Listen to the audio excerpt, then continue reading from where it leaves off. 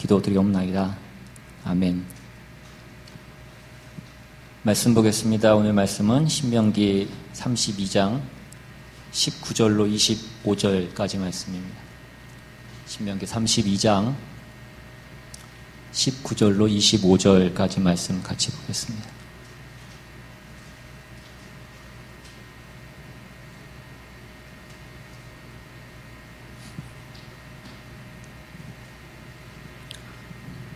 제가 대표로 읽겠습니다.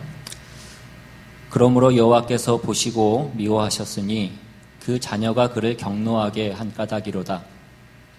그가 말씀하시기를 내가 내 얼굴을 그들에게서 숨겨 그들의 종말이 어떠함을 보리니 그들은 심히 패역한 세대요 진실이 없는 자녀이미로다. 그들이 하나님 아닌 것으로 내 질투를 일으키며 허무한 것으로 내 진노를 일으켰으니 나도 내 백성이 아닌 자로 그들에게 시기가 나게 하며 어리석은 민족으로 그들의 분노를 일으키리로다. 그러므로 내 분노의 불이 일어나서 수월의 깊은 곳까지 불사르며 땅과 그 소산을 삼키며 산들의 터도 불타게 하는도다. 내가 재앙을 그들 위에 쌓으며 내 화살이 닿을 때까지 그들을 쏘리로다. 그들이 주림으로 세약하며 불같은 더위와 독한 질병에 삼켜질 것이라. 내가 들짐승의 이와 티끌에 기는 것의 독을 그들에게 보내리로다. 밖으로는 칼에 방 안에서는 놀람에 멸망하리니 젊은 남자도 처녀도 백발 노인과 함께 젖먹는 아이까지 그러하리로다. 아멘. 계속해서 모세가 이스라엘 백성들에게 가르치는 그 노래의 내용입니다. 그 중에서도 오늘 본문은 이제 이스라엘 백성들이 실패했을 때 받게 되는 어떤 그 경고의 말씀입니다. 저들이 하나님을 섬기고 하나님 앞에 순종하여 그 복받는 일에 실패하면 어떤 벌을 받게 될 것인가, 그것을 이 노랫말을 통하여 가르침으로 저들을 경계하고 있는 것입니다. 물론 우리가 뒤에 보면 결과적으로는 오늘 말씀에서 얘기하는 것과 같이 그들이 실패하여 벌을 받게 되지만 이것은 이스라엘 백성이 이렇게 될 것이라고 예언하는 말씀은 아니라고 말씀을 드렸습니다. 저들이 잘못했을 경우에 어떻게 되는지를 심각하게 경고해서 이러한 일이 일어나지 않게 하려고 이 노랫말을 써서 그들에게 가르치고 있는 것입니다.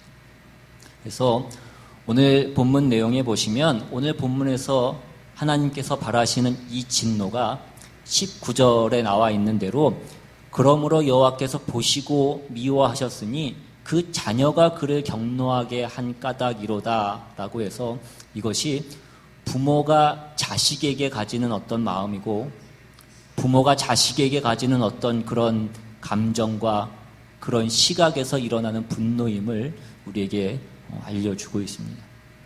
그러니까 하나님이 이스라엘 백성을 그의 자녀로 그의 사랑의 대상으로 그들을 취급하셨는데 그들이 그 사랑에 온전한 반응을 하는 것에 실패한 것에 대한 어떤 그 하나님의 분노하심이시지 그들을 심판하여서 멸하시기 위한 어떤 그 분노는 아니라는 것입니다. 어떤 법과 규칙을 동원해서 어떤 그 냉정한 판단과 심판을 하여서 너희는 잘못됐다. 그러니 너희는 내 앞에서 제하여 버리고 너희를 멸하여 버릴 것이다 라고 말씀하는 것이 아니라 너희가 어떻게 이럴 수 있느냐라고 말씀하고 있는 것입니다. 그래서 오늘 본문 20절 말씀에도 보시면 그가 말씀하시기를 내가 내 얼굴을 그들에게서 숨겨 그들의 종말이 어떠함을 보리니 그들은 심히 패역한 세대요 진실이 없는 자녀이미로다 라고 이렇게 말씀합니다. 아버지가 그 자녀를 보며 슬퍼하시는 어떤 그런 모습입니다. 그 자녀들의 신실치 못함을 꾸짖고 있는 그런 모습인 것입니다. 그러니까 부모와 자녀의 관계에서의 어떤 안타까움의 표현이지 어떤 제3자의 입장에서 어떤 아무런 감정 없이 심판을 얘기하고 있는 것은 아니다라는 것입니다. 그래서 오늘 우리는 이것을 바탕으로 해서 오늘 우리가 확인하려고 하는 것은 무엇이냐면, 그렇다면 이 하나님께서 진노하시는, 하나님이 그의 자녀들에게 진노하시는, 그래서 그의 자녀들에게 행하시는 그 벌이 과연 무엇인가 하는 것입니다. 오늘 우리가 그것을 좀 살펴볼 필요가 있습니다. 오늘 본문 21절에 보시면 그들이 하나님이 아닌 것으로 내 질투를 일으키며 허무한 것으로 내 진노를 일으켰으니 나도 내 백성이 아닌 자로 그들에게 시기가 나게 하며 어리석은 민족으로 그들의 분노를 일으키리로다. 이스라엘 백성이 하나님을 버리고 하나님 아닌 것으로 우상을 만들어 그것을 섬겼던 것과 같이 하나님께서도 이제 하나님이 자기 백성으로 삼았던 자들을 내버려 두고 하나님 백성 아닌 자들을 마치 하나님 백성인 것 같이 하여서 이스라엘 백성들을 벌하시겠다라고 이렇게 말씀하시는 것입니다. 그렇다면 과연 이것이 무엇을 의미하는 것이냐 이것입니다.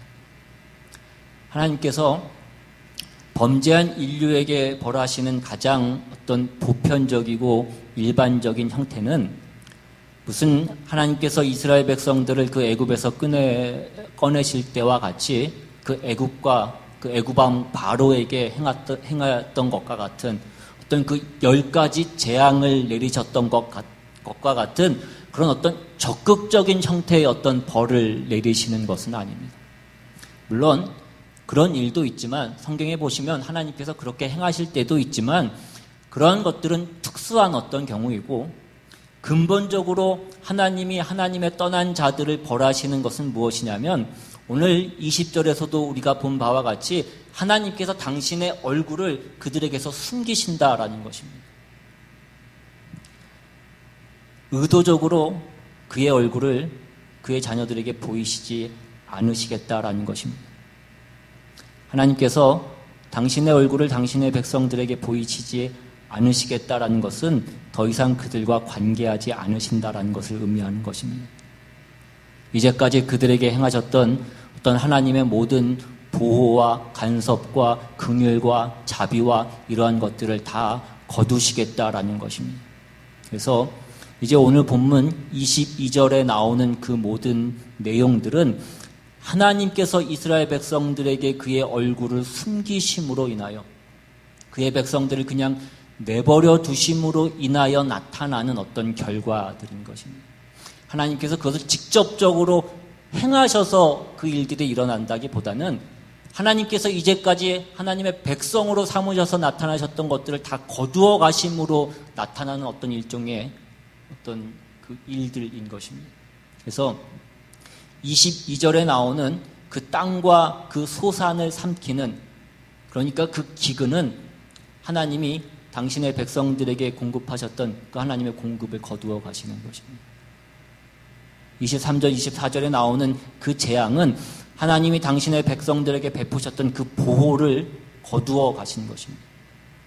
25절에 나오는 밖으로는 칼이라고 얘기하는 어떤 그 외적의 침략은 하나님께서 당신의 백성들에게 베푸셨던 그 평화를 거두어 가시는 것을 의미하는 것입니다. 신약으로 오셔서 로마서 1장으로 가보시면 이런 것들을 더 분명하게 알 수 있는 내용들이 있습니다. 로마서 1장으로 가셔서 18절 이하에 보시면 하나님의 진노가 불의로 진리를 막는 사람들의 모든 경건하지 않음과 불의에 대하여 하늘로부터 나타나나니 이는 하나님을 알만한 것이 그들 속에 보임이라 하나님께서 이를 그들에게 보이셨느니라. 창세로부터 그의 보이지 아니하는 것들 곧 그의 영원하신 능력과 신성이 그가 만드신 만물에 분명히 보여 알려졌나니 그러므로 그들이 핑계하지 못할지니라. 하나님을 알되 하나님을 영화롭게도 아니하며 감사하지도 아니하고 오히려 그 생각이 허망하여지며 미련한 마음이 어두워졌나니 스스로 지혜 있다 하나 어리석게 되어 썩어지지 아니하는 하나님의 영광을 썩어질 사람과 새와 짐승과 기어다니는 동물 모양의 우상으로 바꾸었느니라. 그러므로 하나님께서 그들의 마음의 정욕대로 더러움에 내버려 두사 그들의 몸을 서로 욕되게 하게 하셨으니 이는 그들이 하나님의 진리를 거짓 것으로 바꾸어 피조물을 조물주보다 더 경배하고 섬김이라.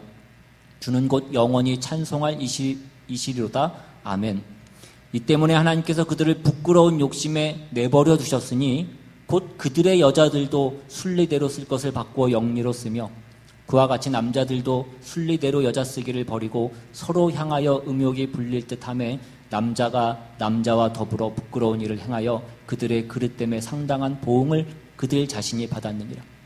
또한 그들이 마음에 하나님 두기를 싫어하며 하나님께서 그들을 그 상실한 마음대로 내버려 두사 합당하지 못한 일을 하게 하셨으니 곧 모든 불의, 추악, 탐욕, 악의가 가득한 자요, 시기, 살인, 분쟁, 사기, 악독이 가득한 자요, 수군수군하는 자요, 비방하는 자요, 하나님께서 미워하시는 자요, 능욕하는 자요, 교만한 자요, 자랑하는 자요, 악을 도모하는 자요, 부모를 거역하는 자요, 우매한 자요, 배악하는 자요, 무정한 자요, 무자비한 자라. 그들의 이 같은 일을 행하는 자는 사형에 해당한다고 하나님께서 정하심을 알고도 자기들만 행할 뿐 아니라 또한 그런 일을 행하는 자들을 옳다 하느니라.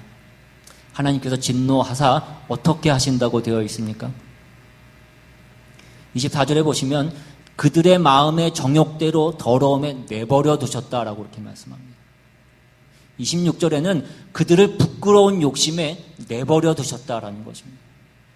28절에는 또한 그들이 마음에 하나님 두기를 싫어하며 하나님께서 그들을 그 상실한 마음대로 내버려 두사 합당하지 못한 일을 하게 하셨다라고 이렇게 말씀합니다. 사람을 그 상실하고 부패하고 그 완악한 대로 내버려 두는 것이 하나님께서 범죄한 인류에게 주시는 가장 보편적이고 즉각적이고 그리고 가장 무서운 벌인 것입니다. 우리는 무슨 벌이라고 하면 무슨 천재지변이 일어나고 지진이 일어나고 전쟁이 일어나고 무슨 전염병이 돌고 이러한 것들만 우리는 벌이라고 생각을 하는데 사실 가장 무서운 벌은 사람이 자기의 부패한 마음을 가지고 그 마음대로 살도록 내버려져 있는 것이 가장 무서운 하나님께서 주시는 벌이라는 것입니다.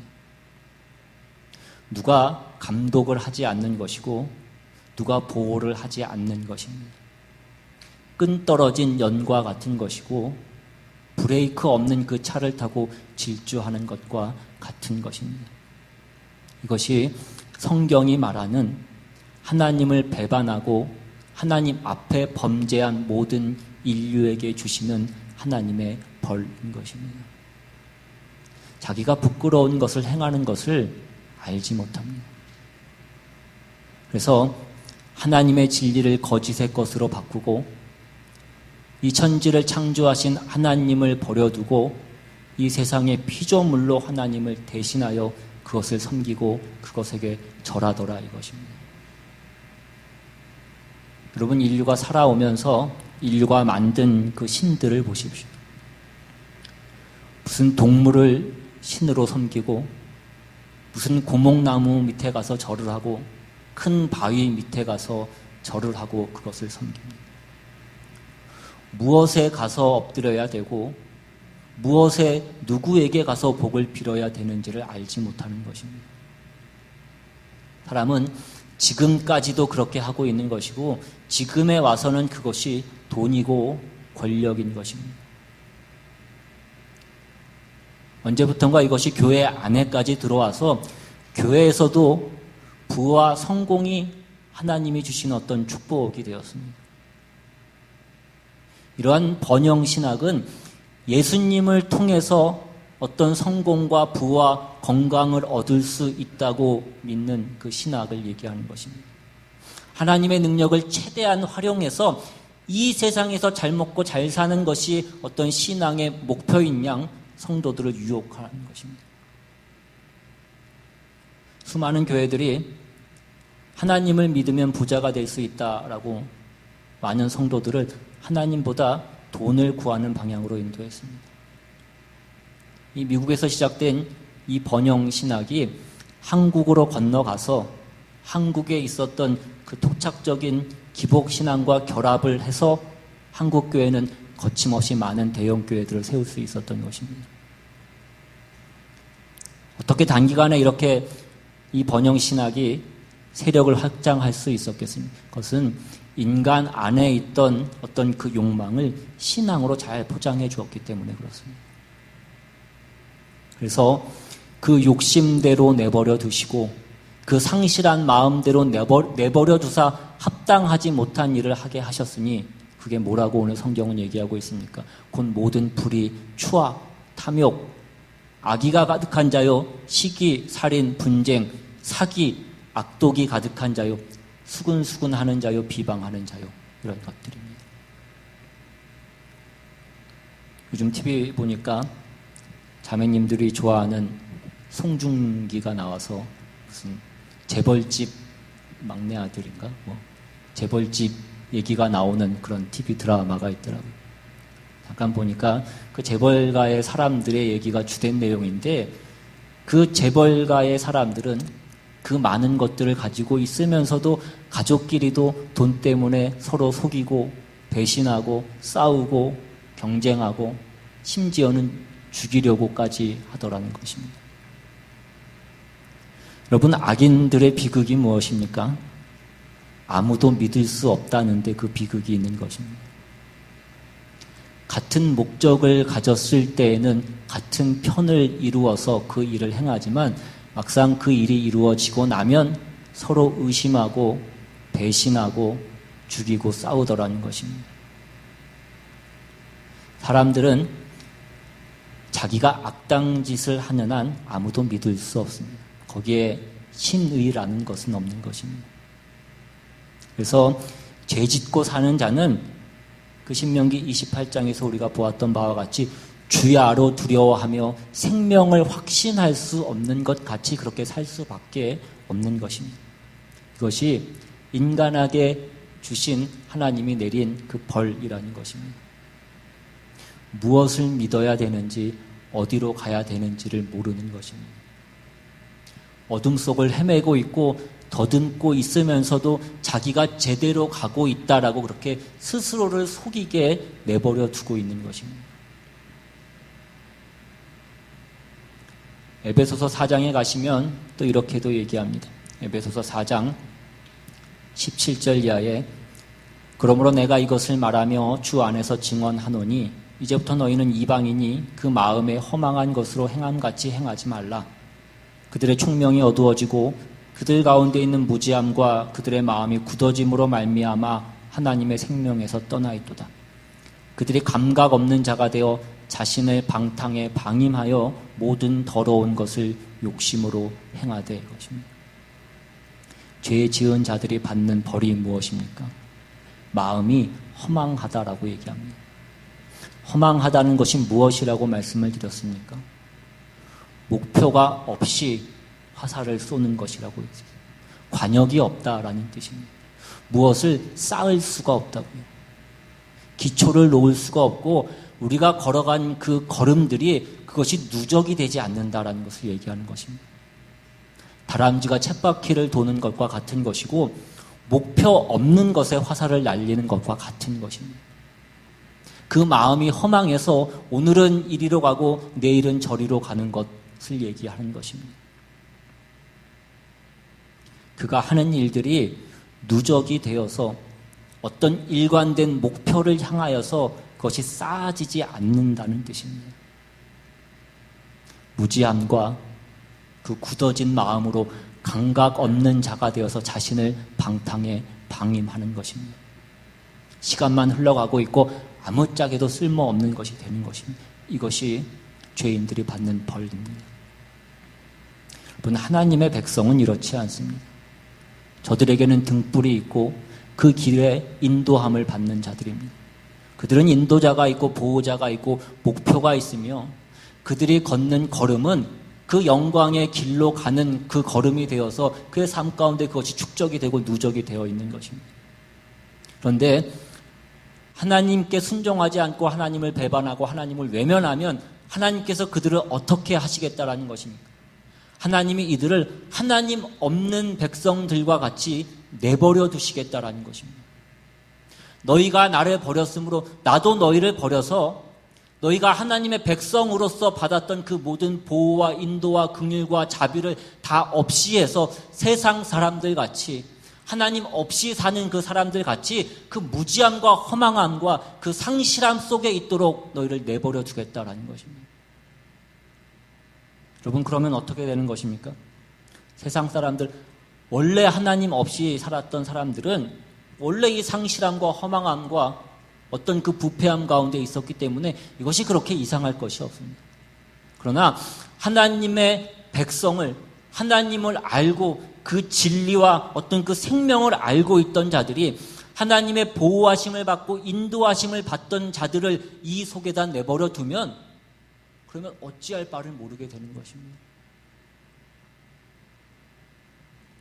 여러분, 예수 믿는 사람들이 제일 힘든 게 뭐냐면 하나님 뜻을 따라 살기에는 그것이 너무 힘들고 하나님 뜻을 따라 살기에는 세상의 유혹이 너무 크고 그렇다고 세상의 유혹을 따라서 살자니 우리의 마음이 허망한 어떤 이 고통 가운데 있는 것입니다. 그래서 믿는 사람들이 그래서 내는 그 꾀가 뭐냐면 적당한 선에서 하나님의 비율을 맞춰서 어떻게 그 영원한 나라와 이 세상에서의 재미를 동시에 가질 것인가, 이것을 끊임없이 생각하는 것입니다. 결론부터 말씀을 드리면 여러분, 그런 것은 없습니다. 예수 믿는 사람을, 그러니까 하나님의 백성을 하나님이 내가 오늘부터 너희를 인도하지 않고 내가 너희를 지키지 않겠다. 너에게 모든 생명과 진리와 등불이 되는 것을 내가 거두겠다. 내가 너희를 세상 사람들과 똑같이 그 원칙과 법칙 속에 너희를 내버려 두겠다. 여러분, 이것이 믿는 사람들에게 주시는 하나님의 가장 무서운 벌이라는 것입니다. 부모를 가진 자가 갑자기 부모가 없이 살게 되는 것입니다. 원래 부모가 없는 아이였으면 그것이 그렇게 덜 힘들 수 있지만 부모가 있던 자가 갑자기 부모가 없어지는 그 상황 가운데 처해지게 되는 것입니다. 이스라엘 백성에게 주시는 그 최고의 벌은 언제나 이것이었습니다. 그래서 우리가 해야 될 것은 무엇이냐면 여러분이 하나님의 자녀가 되면 분명히 해야 될 것은 이것입니다. 하나님의 자녀로 여러분이 사셔야 됩니다. 하나님을 자꾸 외면해서 하나님의 진노함을 받는 그 자리에 있으시면 안 된다라는 것입니다. 세상에서 인정받고 세상에서 무엇을 얻으려고 하지 마시라는 것입니다. 그 헛된 꿈을 깨시고 하나님의 백성으로 돌아오셔서 그 자리와 그 책임과 그 진리와 그 특권과 그 지위를 여러분이 지키셔야 된다고요. 그것이 여러분의 복인 것입니다. 성경은 복 있는 사람이 어떻다고 말씀하고 있습니까? 하나님의 말씀을 주야로 묵상하는 자로다라고 이렇게 말씀합니다. 왜 그렇습니까? 그 사람은 그의 법칙을 따라서 사는 것이 복인 줄을 알기 때문에 그런 것입니다. 시편 1편에 보시면 시편 기자는 하나님의 자녀를 시냇가에 심은 나무로 비유를 하고 있습니다. 여러분, 이 나무는 심어진 나무입니다. 우연히 어디 나무에 씨가 날아가다가 그 시냇가에 떨어져서 그 나무가 자라게 된 것이 아니라고요. 누군가가 어떤 목적을 가지고 그 시냇가에 나무를 심은 것입니다. 그 누구가 누구입니까? 하나님, 우리 아버지이시라는 것입니다. 그리스도인은 저절로 되지 않는다라고 말씀을 드렸습니다. 우리가 소위 말하는 모태신앙이라는 것, 엄마 뱃속에서부터 신앙을 가지고 태어나는 것, 그런 것은 없습니다. 여러분, 날 때부터 아이가 아멘 믿습니다 하고 태어나는 아이를 보셨습니까? 여러분, 그런 아이는 없습니다. 나무가 스스로 시냇가에 가서 나는 여기가 좋으니 난 여기에서 자라야 되겠다, 그렇게 할 수 없다고요. 누군가가 심어야 거기서 자라는 것입니다. 하나님이 우리를 그 시냇가에 심으셨다고요. 그냥 심으신 것도 아니고 시냇가에 우리를 심으셨다라는 것입니다. 여러분, 이스라엘은 가뭄과 기근이 심한 땅입니다. 땅이 건조해서 물이 귀한 나라였습니다. 그런데 시냇가에 심겨졌다라는 것은 생명의 근원인 그 물이 끊임없이 공급된다는 뜻을 얘기하는 것입니다. 그리스도인은 예수 그리스도 안에 심어졌습니다. 그것이 복된 것이라고요. 그런데 우리는 우리의 삶의 영양분을 어디에서 찾고 있느냐라는 것입니다. 우리의 삶의 영양분을 세상의 어떤 권세와 명예와 어떤 부와 어떤 그런 성공에서 찾고 있지는 않냐라는 것입니다. 성경은 복 있는 사람은 오직 여호와의 율법을 즐거워하여 그의 율법을 주야로 묵상하는 자로다라고 이렇게 말씀합니다. 여러분, 우리가 살아가면서 때로 시험이 올 수 있고 환난이 올 수 있습니다. 가뭄과 기근이 올 수 있습니다. 시냇가에 심은 나무는 그러할 때가 되면 뿌리를 더욱더 깊이 그 시냇가에 내리게 되어 있습니다. 생명의 근원이 거기에 있기 때문에 그렇습니다. 말씀을 주야로 묵상한다 이것입니다. 더욱더 하나님께 매달린다 이것입니다. 그래서 그 시냇가에 심은 나무는 철을 따라서 열매를 맺게 된다라고 이렇게 말씀하고 있습니다. 여러분, 나무의 본분은 열매를 맺는 것입니다. 이것은 나무를 심은 분이 할 수 있는 것이 아니라고요. 전적으로 나무에게 달린 일인 것입니다. 누가복음 13장에 보시면 포도밭에 심겨진 어떤 무화과 나무가 3년째 열매를 맺지 않자 그 주인이 그것을 베어버리라고 그렇게 명령합니다.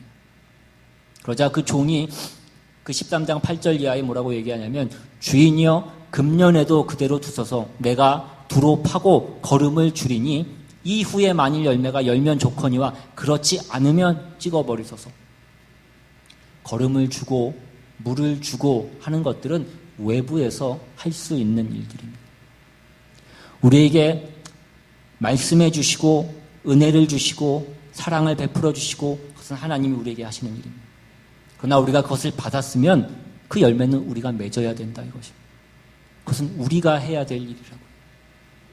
사랑을 받았으면 그 사랑을 나누어줘야 되고, 은혜를 받았으면 그 은혜를 베풀어야 되고, 하나님의 말씀을 받았으면 그 말씀대로 행해야 된다고.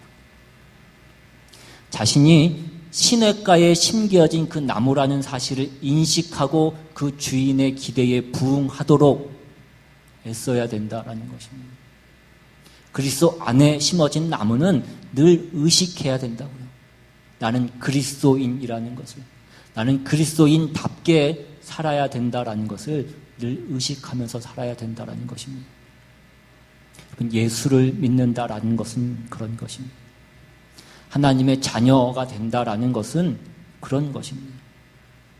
여러분은 시냇가에 심기운 나무라고요. 여러분은 그 더러운 곳과 부패한 곳과 그 상실한 곳에 들어가 있지 않은 것입니다. 여러분이 보호를 받고 있는 것이고 복된 자리에 있는 것이지 여러분이 속박을 받고 있는 것이 아니라고요. 여러분이 예수를 믿는다는 것이 내가 하고 싶은 대로 못하는 어떤 구속을 받는 것 같이 그렇게 생각이 되시면 안 된다라는 것입니다. 여러분이 하고 싶은 대로 다 하는 것이 여러분 그것이 행복이 아닙니다. 그런 것을 절제하고 분별해서 본인의 복된 자리를 지키시는 것입니다. 자신의 상실한 마음과 무지함과 방탕에 방임하지 않는 것, 이것이 실력이고 그렇게 보호를 받고 영광의 자리로 가는 그 길로 인도함을 받고 있는 것이 그것이 신자된 자랑인 것입니다. 여러분이 이것을 외면하면 오늘 성경은 어떻게 된다고 말씀하고 있는 것입니까? 여러분이 금방 저 세상 사람들이 사는 그 속에서 하나님의 사람으로서의 그 진리와 그 생명과 그것을 아는 그 눈을 가지고 그 세상 가운데 살게 되어진다라는 것입니다. 여러분이 혹시 지금 여러분의 신앙의 형편이 그런 자리에 있는 것은 아닌가 곰곰이 다시 한번 생각해 보시고 여러분의 삶을 점검해 보실 수 있기를 바랍니다. 하나님의 인도함을 받고 여러분이 아는 그 모든 하나님을 아는 그 지식들이 여러분에게 오늘 하루를 지켜내는 그것이 보호고 인도고 자랑이고 영광인지, 아니면 그것을 구속으로 느끼고 속박으로 느껴서 그래서 최소한의 어떤 신앙생활만은 하고 나머지는 내 마음대로 살게 내버려 둬 주십시오 라고 그렇게 기도하고 있는 것은 아닌지 여러분 스스로에게 한번 물으셔서 오늘 이 신명기의 노래가 여러분의 삶에 어떤 결정과 어떤 분별을 하게 하는지 다시 한번 점검하시고 하나님이 여러분에게 인도하시는 그 복된 길로 나아가시는 저와 여러분 되시기를 주님의 이름으로 축원합니다. 이 시간 받은 말씀 생각하시면서 같이 한번 찬양하고 기도하기를 원합니다. 오늘 우리 삶의 모든 길은 하나님이 우리를 인도하시는 길입니다. 여러분이 때로는 그 길이 우리 눈에 좋아 보이지 않을지라도 여러분 그 길을 외면하시면 안 됩니다. 그 길이 복된 길이고 참된 길이신 것을 여러분이 믿으며 신뢰하며 주님을